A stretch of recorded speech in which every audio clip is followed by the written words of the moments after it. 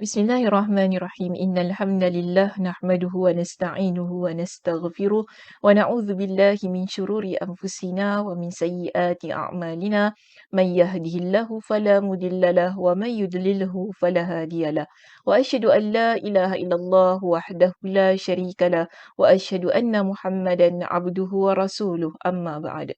Rabbi shrah li sadri wa yassir li amri wahlul 'uqdatam min lisani yafqahu qawli. Rabbi zidni ilma warzuqni fahma. Allahumma inna nas'aluka ilman nafi'a wa rizqan tayyiba wa amalan mutaqabbala. Assalamualaikum warahmatullahi wabarakatuh. Apa khabar jemaah kita di Masjid An-Naim pada malam ini? Mudah-mudahan semuanya dalam keadaan yang sihat sejahtera hendaknya dan dirahmati Allah Subhanahu wa taala sentiasa. Bagaimana? Sudah bersedia untuk ikuti sambungan perbincangan kitab kita ataupun hadis kita yang ke-12 tentang kisah-kisah pelik dan ajaib dalam hadis Nabi sallallahu alaihi wasallam. Okay, saya rasa semuanya sudah bersedia. Kita akan menyambung perjalanan mimpi Nabi sallallahu alaihi wasallam melihat orang yang diazab, di mana perbincangan kita pada malam ini akan dimulakan dari muka surat 66. Okey. Kita akan masuk kepada perbincangan kita yang berikutnya, di mana insya-Allah saya akan simpulkan tentang pengajaran yang boleh kita dapatkan menerusi perbincangan kisah kita yang ke-12 ini. Okey, baik jemaah. Kita lihat perbincangan yang berikutnya di muka surat 66. Setelah Nabi sallallahu alaihi wasallam berjalan daripada satu tempat ke satu tempat melihat pelbagai macam peristiwa yang mengerikan dan juga ada yang indah yang Nabi sallallahu alaihi wasallam saksikan. Dan kita ingat lagi pada setiap kali Nabi sallallahu alaihi wasallam menyaksikan peristiwa demi peristiwa itu, Nabi sallallahu alaihi wasallam akan bertanya kepada dua orang yang membawa Nabi sallallahu alaihi wasallam dalam perjalanan tersebut. Jadi dua orang tu sebenarnya adalah malaikat, ya. Bila Nabi sallallahu alaihi wasallam bertanya, siapakah orang itu? Kenapakah dia?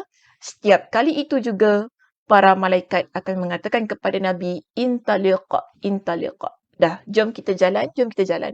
Itu yang menyebabkan Nabi sallallahu alaihi wasallam dalam keadaan yang terpinga-pinga, tidak ada jawapan bagi setiap persoalan yang bersarang di pemikiran baginda, akhirnya melihat kepada peristiwa yang berikutnya. Baik. Pada malam ini kita akan membongkar. Kita akan membongkar apakah sebenarnya yang telah dilihat oleh Nabi sallallahu alaihi wasallam. Dalam perbincangan ini, Nabi sallallahu alaihi wasallam pada hadisnya yang berikutnya di sini, Nabi tanya kepada kedua malaikat itu. Qala qultu lahuma fa inni qad ra'aitu mundhu al-laila ajaban. Fama hadha alladhi ra'aitu? Nabi tanya kepada mereka. Aku berkata kepada keduanya, aku telah melihat pelbagai keajaiban pada malam ini. Maknanya ada pelbagai peristiwa yang pelik, yang ajaib yang Nabi sallallahu alaihi wasallam saksikan. Lalu Nabi kata kepada mereka, apakah sebenarnya yang aku lihat? Maka di sini kedua-dua mereka pun berkata kepada Nabi, fama hadzal ladzi ra'aitu? Mereka kata kepada Nabi, qala li ama inna sanukhbiruka. Saya tertinggal dalam bahasa Arabnya di slide saya ini. Jadi mereka kata kepada Nabi, qala li ama inna sanukhbiruka. Mereka berkata kepada aku, sekarang kami akan kabarkan kepada kamu. Apakah yang telah kamu saksikan daripada awal perjalanan hinggalah ke akhir perjalanan itu. Baik, yang pertama, malaikat ini pun ceritakan kepada Nabi.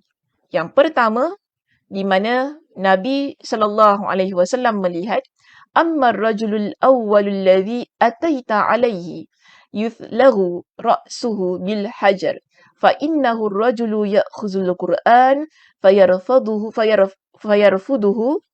betul tak ejaannya? Fayarfuduhu wa yanamu 'anis salatil maktubah. Jadi malaikat ini kata kepada Nabi, kita ingat lagi tak tentang peristiwa pertama yang Nabi SAW lihat?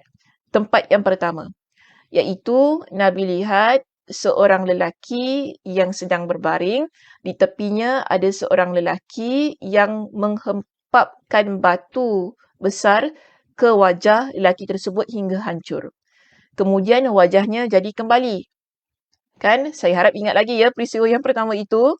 Kalau lupa, sila refer balik dalam kitab ataupun dalam recording kita, rakaman kita yang lalu. Baik. Jadi malaikat ini kata, orang itu yang dihempapkan batu ke wajahnya hingga hancur, kemudian wajahnya jadi semula sebagaimana sedia kala, lalu dihancurkan lagi dengan batu, berulang-ulang kali, orang ini ialah orang yang mempelajari Al-Quran. Dia belajar Al-Quran, tapi sayangnya dia menolaknya. Maknanya dia tak beramal, dia menolak isi kandungan Al-Quran. وَيَنَامُ عَنِ الصَّلَاةِ الْمَكْتُوبَةِ. Dalam masa yang sama, orang itu dia lalai dari melaksanakan solat fardu. Solat yang wajib, solat 5 waktu kita. Okey, Zuhur, Asar, Maghrib, Isyak, Subuh. Jadi malaikat kata inilah azab yang Allah kenakan bagi mereka yang dia belajar Al-Quran tapi mengabaikan, menolak isi kandungan itu. Taklah ni tak wajib lah. Ya ke Allah kata gitu? Tak adalah ini tak kena dengan kita, tak payah, tak perlu amalkan ni semua tak valid. Kalau orangnya begini, maka inilah azab yang Allah Subhanahu Wa Taala akan berikan kepada mereka. Begitu juga orang yang lalai dengan solatnya. Kan meremeh-remehkan solat mereka. Itu solat 5 waktunya. Okey, baik. Dah terungkailah siapa orang yang pertama itu. Baik, seterusnya. Yang kedua. Yang kedua, Nabi lihat orang yang mana yang ngeri kan, yang saya pernah sebutkan, di mana dia ini dikait dengan besi tajam yang hujungnya bengkok tu kan, dikait daripada mulut ke tengkuk, hidung ke tengkuk, mata ke tengkuk, yang mana sininya dah rosak. Kemudian orang itu dia pun buat di sebelah kirinya. Ini belum habis lagi dah. Tapi sini dah siap. Dah cantik semula. Dan itu pun berlaku untuk orang tersebut sehingga Nabi tanya, siapakah dia? Baik. Untuk orang yang ini, malaikat pun kata kepada Nabi, wa ammar rajulul ladzi ataita alaihi yusharsharu shidaquhu ila qafahu wa manakhiruhu ila qafahu wa ainuhu ila qafahu fa innahu ar-rajulu yaghdu min baitihi fayakdhibul kadhbata tablughul afaq. Apa yang dibuat oleh lelaki ini? Ataupun orang itu. Malaikat kata, lelaki ini, dia kerja dia semasa dia hidup, dia setiap hari dia akan keluar daripada rumah dia, okey, dia keluar daripada rumah dia pada waktu pagi, kemudian dia menyebarkan cerita-cerita yang tak betul. Kisah-kisah dusta. Kan? Kemudian sampai kisah dusta ini tablughul afaq. Maksud tablughul afaq, ia sampai semua orang tahu. Senanglah kalau bahasa sekarang kita kata kisah dusta itu ia menjadi viral. Ia menjadi tular. Sampai orang semua, tak tahulah sampai ke pelosok dunia dia tahu tentang kisah itu. Jadi ini adalah azab yang Allah berikan kepada, Allah timpakan ke atas mereka yang melakukan perbuatan itu. Jadi kalaulah dulu kita kata orang keluar rumah kan menjaja cerita daripada satu rumah ke satu rumah sampailah satu kampung tahu contohnya ataupun satu bandar tu tahu tentang kisah itu. Kita untuk konteks kita hari ini ya jemaah, saya kata tak perlu keluar rumah. Okey? Kita hanya guna handphone kita sahaja untuk menyebarkan kisah-kisah yang dusta. Perkara-perkara yang fake, perkara-perkara palsu yang tak betul. Jadi ini juga merupakan peringatan untuk diri kita. Jangan kita mudah-mudah, dengan mudahnya, ada 3 kali saya sebut tu kan. Dengan mudahnya kita menyampaikan berita-berita yang tidak benar, kita perlu semak terlebih dahulu sebelum kita menyebarkan. Kerana bimbang, jika ia adalah satu hal yang dusta dan kita sebarkan, akhirnya ia viral. Inilah azab yang akan dikenakan kepada orang yang melakukan perbuatan sedemikian. Okey, nauzubillah min dzalik. Baik, seterusnya kita ada uh, yang ketiga. Okay, yang ketiga Nabi SAW lihat. Apa yang Nabi lihat yang ketiga? Nabi sampai ke sebuah tempat seperti tungku api kan. Pada waktu itu Nabi dengar suara orang menjerit-jerit, orang mempekik-pekik kan. Dan tak jelas apa yang mereka pekikkan. Akhirnya Nabi kata apa? Aku pun naik, maknanya jenguk kat tempat itu. Ada apa dalam itu? Nabi nampak ada lelaki dan wanita yang bertelanjang di mana di bawah mereka itu ada api yang menyala-nyala. Setiap kali api itu menyala ke arah bawah mereka, mereka menjerit dengan sekuat-kuatnya, menjerit dan meraung dengan sekuat-kuatnya. Jadi, untuk peristiwa yang ketiga ataupun tempat yang ketiga yang dikunjungi oleh Nabi sallallahu alaihi wasallam dan peristiwa yang disaksikan oleh Nabi sallallahu alaihi wasallam itu, malaikat pun beritahu kepada Nabi, wa ammar rijalu wan nisa'ul uratul ladzina fi mithli bina'it tanur. Lelaki dan wanita yang telanjang dalam bangunan seperti tungku api yang Nabi SAW lihat itu, fa innahum zunatu wazzawani. Mereka adalah lelaki dan wanita penzina. Maknanya zina menjadi lifestyle kehidupan mereka. Tak kisahlah. Yang penting suka, suka sama suka, kita berzina. Begitu. Kita mengadakan hubungan seksual. Jadi ini yang dikenakan azab ke atas mereka yang melalui kehidupan yang begitu. Jadi kita ni kena banyak beristighfar kepada Allah, muhasabah diri, supaya tidak ada dalam diri kita cara kehidupan yang begini sehingga kita merasakan bahawa zina itu adalah perkara yang biasa, yang tak perlu ditakuti, yang tak perlu dijijikkan. Sedangkan ini adalah perbuatan yang diletakkan sebagai perbuatan dosa-dosa besar. Okey, dalam kategori di mana mendapat siksaan dan azab yang begitu dahsyat juga. Baik, seterusnya kita ada yang keempat. Yang keempat, apa yang berlaku? Nabi lihat apa? Ingat lagi? Ni kalau dalam kelas sedap ni. Kalau saya tanya kan, boleh jawab kan yang keempat, apakah peristiwa yang Nabi lihat? Nabi lihat peristiwa di mana orang yang dimasukkan, yang berenang di dalam sungai seperti darah merah warnanya tu kan, yang merah seperti darah warnanya. Kemudian bila dia sampai di tepian sungai, ada orang yang menyumbatkan batu besar ke dalam mulutnya. Jadi apakah yang dia lakukan sehingga dia ditimpakan dengan azab yang sedemikian? Baik, inilah jawapan malaikat. Malaikat kata, wa amma ar-rajulu alladhi ataita alayhi yasbahu fin nahri wa yulqamul hajara fa innahu akilur riba. Lelaki yang berenang dalam sungai lalu disumbat ke dalam mulutnya dengan batu besar, dia adalah seorang yang memakan riba. Si pemakan riba. Okey, baik. Seterusnya, yang kelima. Apa yang Nabi SAW lihat? Peristiwa yang kelima. Nabi SAW melihat di sebuah tempat ada seorang lelaki yang wajahnya hodoh, bukan? Yang mana dia menyala-nyalakan api dan mengelilingi di sekitar api itu. Siapakah lelaki tersebut? Di sini malaikat pun menceritakan kepada Nabi SAW. Malaikat kata, wa amma rajulul karihul mar'ati alladhi inda an-nar yahushuha wa yas'a hawlaha fa innahu malikun khazinu jahannam. Lelaki yang sangat buruk wajahnya, yang di sisinya ada api, yang dia menyala-nyalakannya dan mengelilinginya. Okey, orang itu, malaikat kata dia adalah Malik. Siapa Malik ini? Adalah malaikat penjaga api neraka. Seterusnya, malaikat pun beritahu kepada Nabi SAW. Nabi lihat seorang lelaki yang begitu tinggi.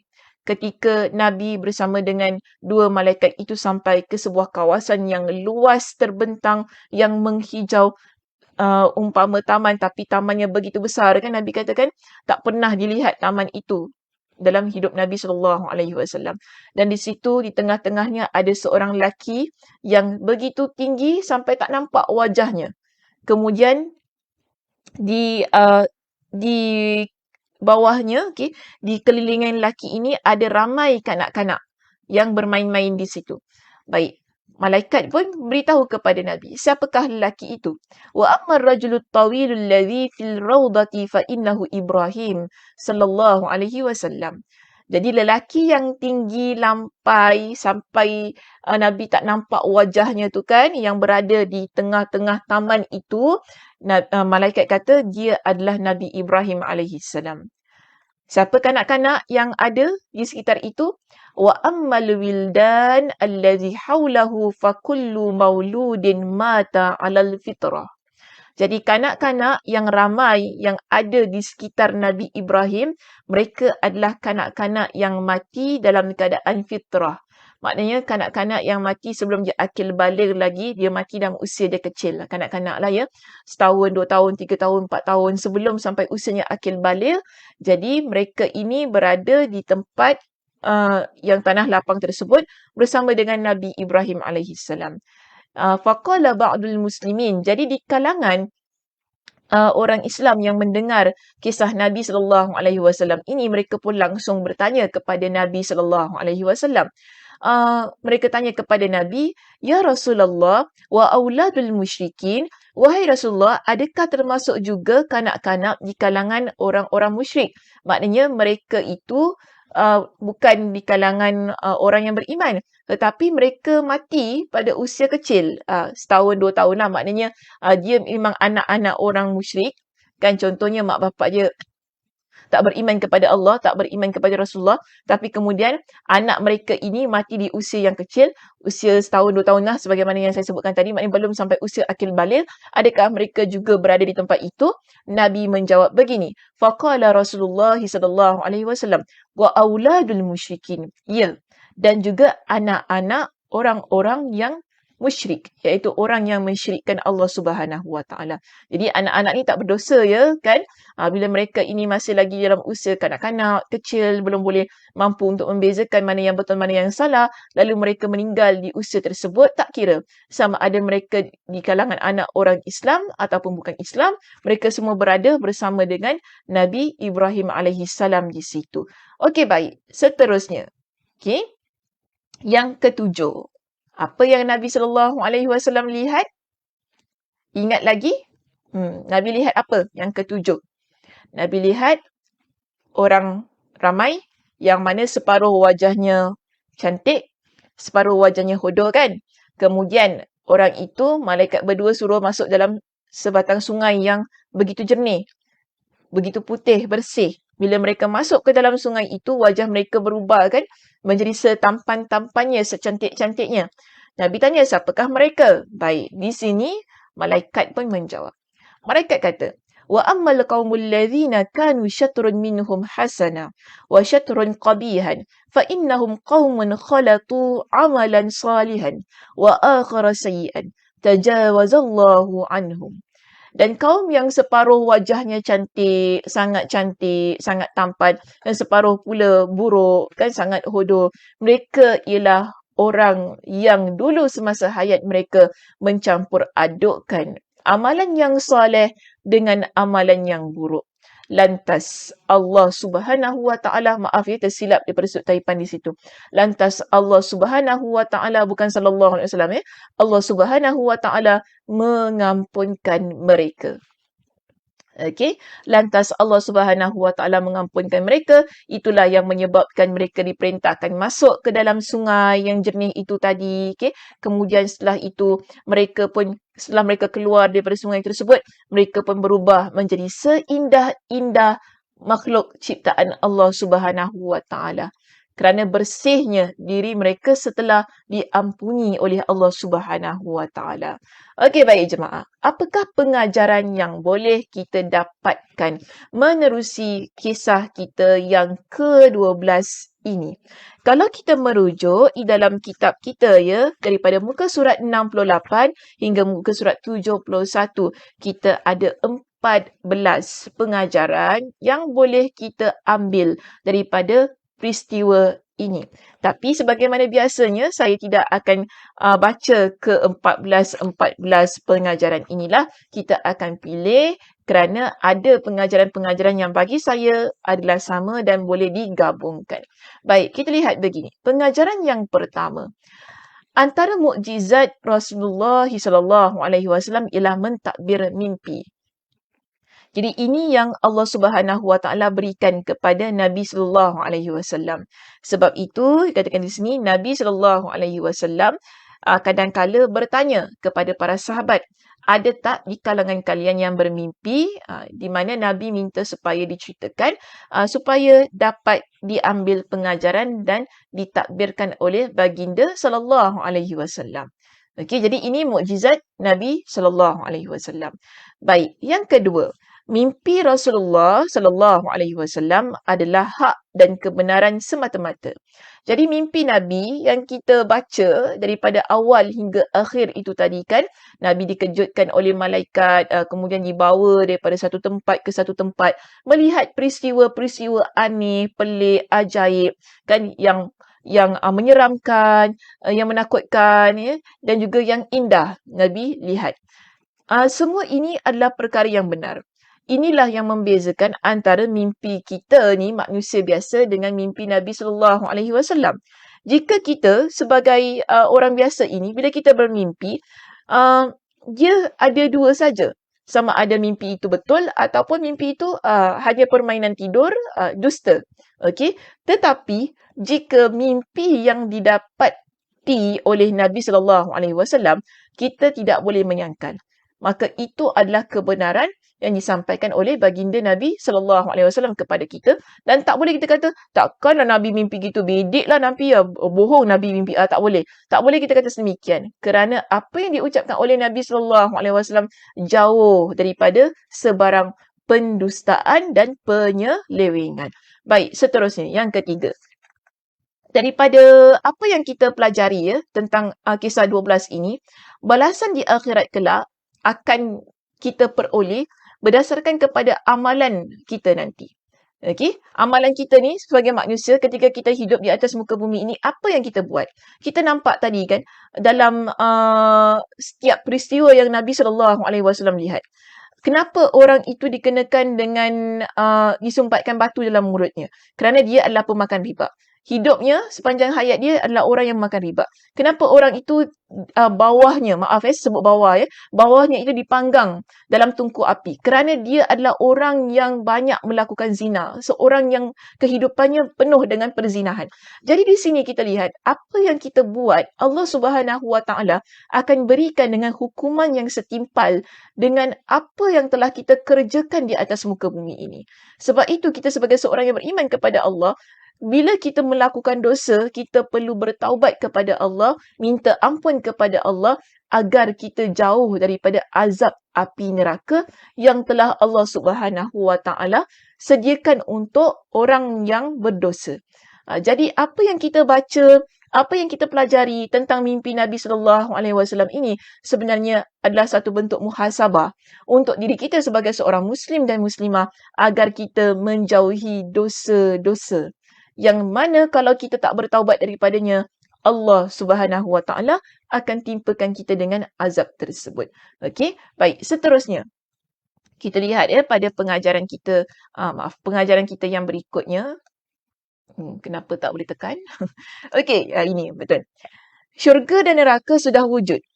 Kalau kita rujuk pada poin kita yang ke-8 dan yang ke-10. Okey? 8 dan ke-10, muka surat 70 di situ. Pada poin yang ke-8 dan ke-10 menunjukkan kepada kita bahawa Allah Subhanahu Wa Taala telah menciptakan syurga dan neraka.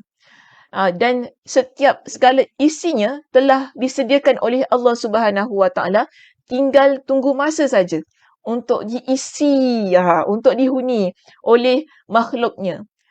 Kalau makhluknya adalah makhluknya yang beriman, yang beramal soleh, pasti Allah akan masukkan ia di tempat syurga, di tempat yang wajar untuk dia, itu syurga.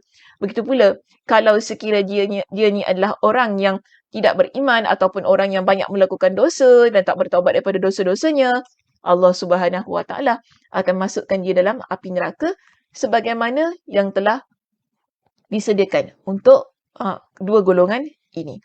Okey, baik, seterusnya. yang ke-9 di situ anak-anak itu wildan yang meninggal dunia sebelum baligh, yakni tanpa dosa, dijaga oleh Nabi Ibrahim alaihissalam di satu taman yang besar hingga hari akhirat. Meskipun mereka anak-anak kepada ibu bapa yang bukan Muslim. Okay, jadi ini kita perlu pegang baik-baik lah ya. Anak-anak yang meninggal dunia sebelum usia baligh mereka kan adalah di kalangan anak-anak yang dijaga oleh Nabi Ibrahim alaihissalam. Tempat mereka adalah di syurga. Maknanya mereka ini bersih daripada dosa. Dan itu tidak kira sama ada anak-anak ini daripada ibu bapa Muslim maupun yang non-Muslim. Maka inilah yang kita imani tentang kematian anak-anak yang meninggal, anak-anak di usia kecil, sehingga tidak ada perkara yang perlu kita ragukan lah. Untuk ibu bapa yang mana anak-anak mereka meninggal di usia yang kecil, maka kita bersyukur sebanyak-banyaknya kerana inilah tempat tinggal mereka yang amat perlu kita kita rasa syukur sangat-sangat. Saya pun sampai speechless, saya tak boleh nak cakap apa.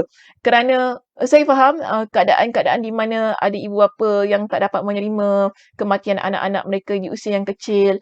Tapi bila kita baca hadis ini, Masya Allah, Tabarakallah, Subhanallah, kita nampak di situ betapa Allah Subhanahu Wa Taala amat pengasih dan maha penyayang, di mana Allah berikan dengan tempat yang sewajarnya untuk anak-anak yang bersih daripada dosa ini. Okey, baik, itu sahaja pengajaran yang ingin saya bawa pada malam ini.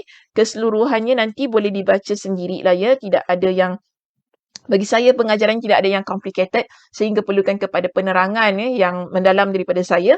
Yang penting ialah bila nanti muslimin dan muslimat semuanya baca apa yang ada pada pengajaran ini, ianya saling menguatkan antara satu dan yang lain. Okey, baik. Itu saja perbincangan kita untuk hadis kita yang ke-12. Alhamdulillah ya, selesai juga akhirnya perbincangannya. Mudah-mudahan apa yang kita bincangkan pada malam ini dan malam-malam yang lalu tentang hadis kita yang ke-12 memberikan banyak keinsafan, memberikan banyak hal yang buat kita muhasabahkan, introspeksi diri kita, sehingga kita berusaha untuk menjadi seorang Muslim dan Muslimah yang baik di sisi Allah Subhanahu Wa Taala. Okey, itu sahaja perbincangan kita. Saya tutup dengan tasbih kafarah. Subhanakallahumma wa bihamdika asyhadu an la ilaha illa anta astaghfiruka wa atubu ilaik. Assalamualaikum warahmatullahi wabarakatuh. Jemaah yang budiman, ayuh sama-sama kita dirikan kediaman kita di Jannatul Naim kelak. Masjid An-Naim memerlukan sejumlah $500,000 untuk menambah baik ruangan solat dan bangunan masjid bagi keselesaan dan ketenangan ibadah para jemaah. Saya doakan agar setiap infak yang dihulurkan diberikan pulangan oleh Allah Subhanahu Wa Taala dengan berlipat kali ganda di dunia dan akhirat nanti. Amin ya rabbal alamin.